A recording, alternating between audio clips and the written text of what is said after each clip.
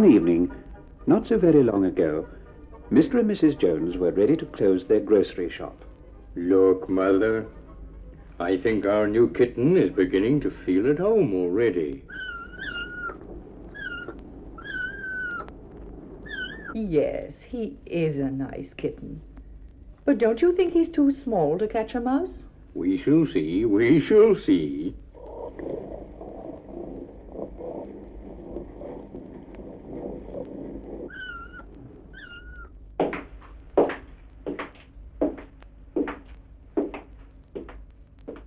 Now, let's go and let the kitten get used to his new home.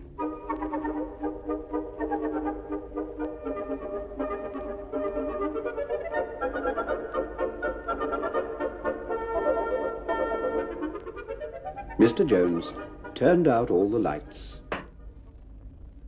and locked the big front door.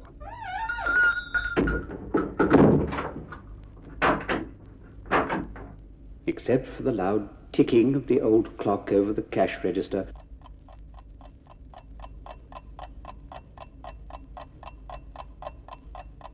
the shop was completely silent.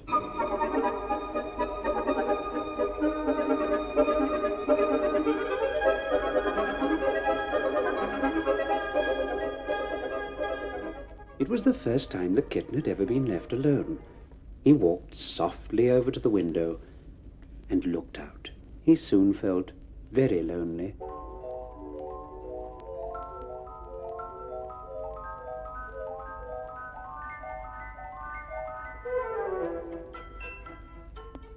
Hello. The kitten turned round.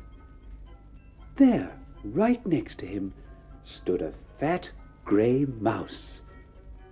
Well? Oh. Hello. My name's George. Now the kitten was so little, he didn't even have a name, but he felt ashamed to say so. Then suddenly he noticed a big jar on one of the shelves. On it, in big red letters, was the very pretty word, jelly.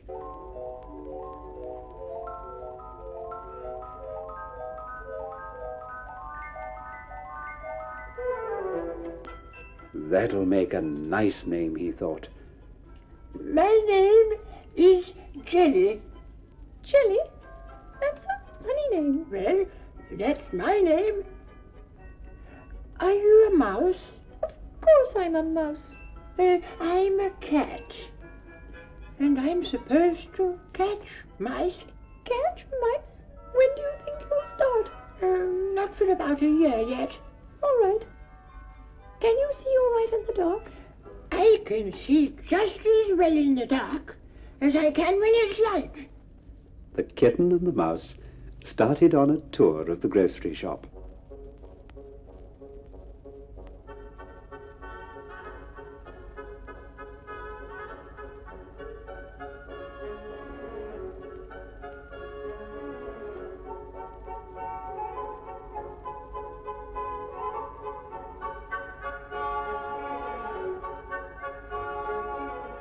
They walked behind the counter where the slices of cold meat and cheese were piled up.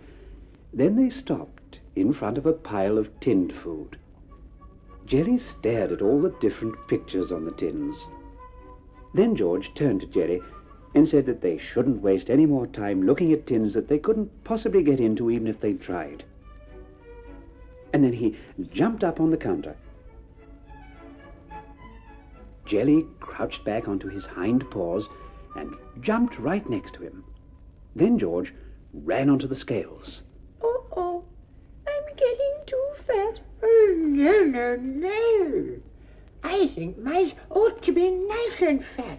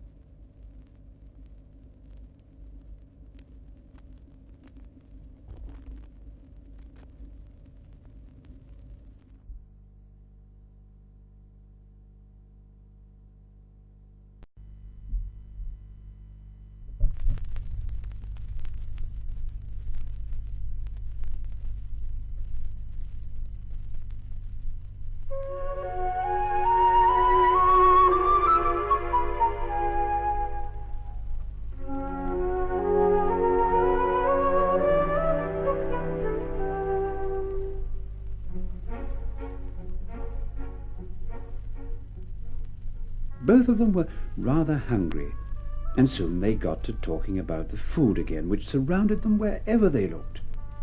George said how much he liked Mr. and Mrs. Jones's raspberry tarts.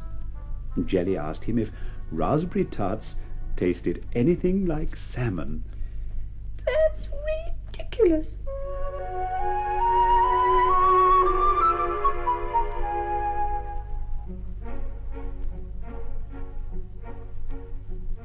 And to prove his point, he darted across to the top of the counter, right to where the raspberry tarts were, and took a small nibble. My goodness.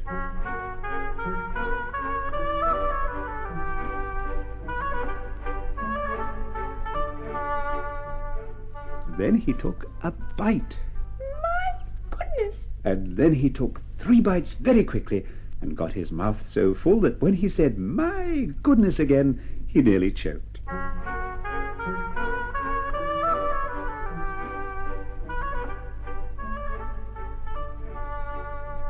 Meanwhile, Jelly was lapping away at a raspberry tart of his own. My goodness. It doesn't taste like salmon one little bit. But I must say it's very enjoyable. Suddenly, Jelly remembered the bowl of milk that Mrs. Jones had left for him by the front door. George, would you like some milk? Milk? I should say not.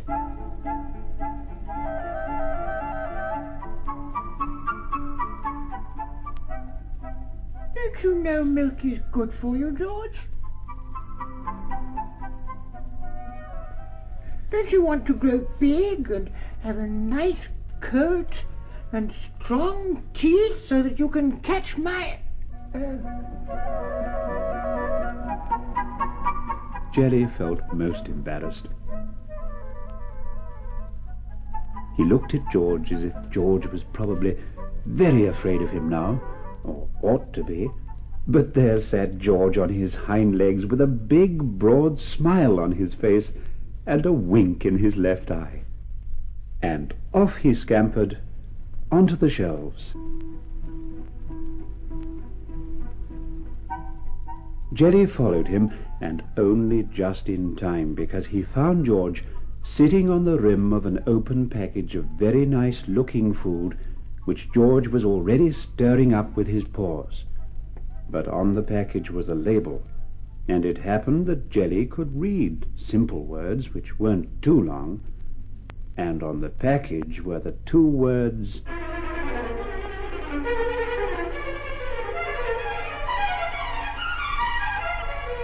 rat poison.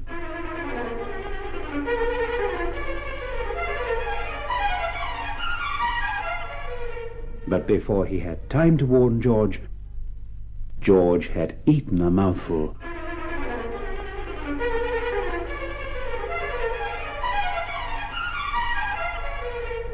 Stop! Stop! Don't eat that, George! It's rat poison!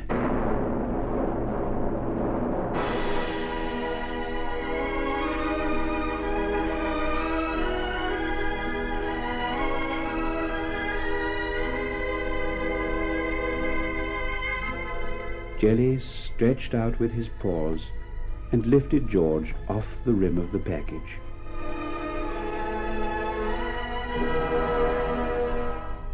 Then he put him down very gently and picked him up again with his mouth and carried him by the scruff of the neck. He carried him over to the bowl of milk by the door.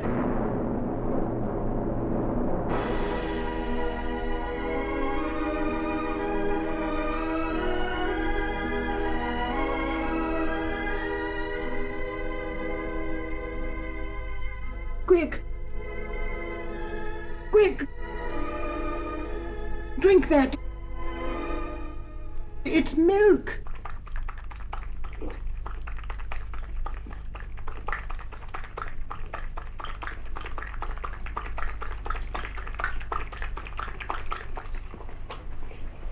Oh, golly! That was a close shave.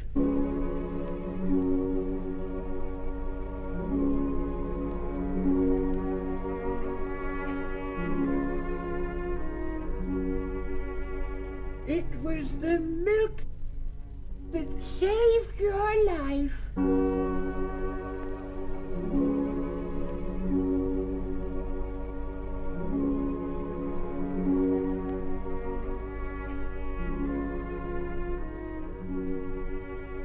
They shook paws and nodded their heads, and George darted through a little hole in the wall, and Jelly softly padded his way back to the window where Mr. and Mrs. Jones had left him a large cushion. He slept soundly.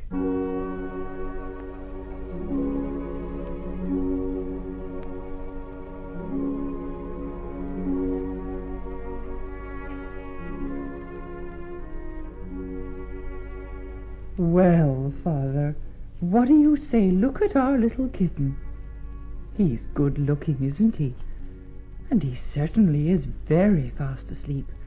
I'm sure he's been working hard all night hunting for that mouse of ours. Oh, if he saw a mouse, I'm sure he would eat him right away. I'm sure he would.